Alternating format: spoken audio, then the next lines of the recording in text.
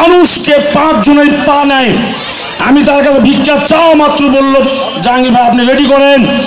আজকে 5 জন মধ্যে একজন আপনার বিশ্বাস করার ভূমিহীন কোনো বাসা জায়গা নাই। বড় ছেলে বড় মেয়ে আজকে যারা মনে মনে 4 টেবিলে যে সব বক্তৃতা দিচ্ছেন, আপনাদের কাছে আমার প্রশ্ন, আপনারা এরকম একজনকে প্রতিষ্ঠিত করেছেন, কারো পাশে দাঁড়িয়েছেন, একটা দেখাবেন। আমি জাহাঙ্গীর রাজনীতির থেকে অবসর নিব। আজকে এই আখতারুজ্জামান পারুলিয়াতে 2.5 শতক জায়গা কিনেছেন। আমি বলেছি বাড়ি শুরুর টাইমে আমি 1000 ইট, আমার মেয়র মহোদয় 1000 ইট দিবে।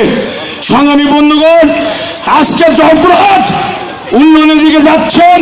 আর একটি কথা না বললেই নয়, গুলুপাড়া ঢুকে গুলুপাড়া থেকে আমার মেন রোডে যাওয়ার অসুবিধা, মোড় থেকে একটা মেন রুট পর্যন্ত রাস্তা কয়েকদিন এই মেয়র চৌধুরীদের সঙ্গে দফায় দফায় দরবার বেকা হয়।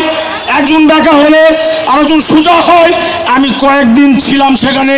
আজকে সেই রাস্তা তার অত্যন্ত পরিশ্রমের রাস্তা হয়েছে।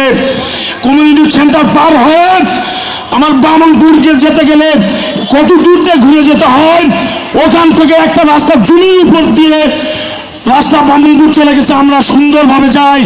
সংগ্রামী বন্ধুগণ, সময় এসেছে আমাদের কাঁধে কাঁধ মিলে সম্পূর্ণ দ্বিধাদ্বন্দ্ব ভুলে গিয়ে আগামীতে আবার এই উন্নয়নের রূপকার আমার ছোট ভাই মেয়র মোস্তাককে পুনরায় আবার নির্বাচিত করব। আমাদের অঙ্গীকার আমাদের নিতে হবে। সংগ্রামী বন্ধুগণ, মেয়র মোস্তাক সম্বন্ধে সংক্ষেপে বক্তব্য দেওয়ার সুযোগ নাই।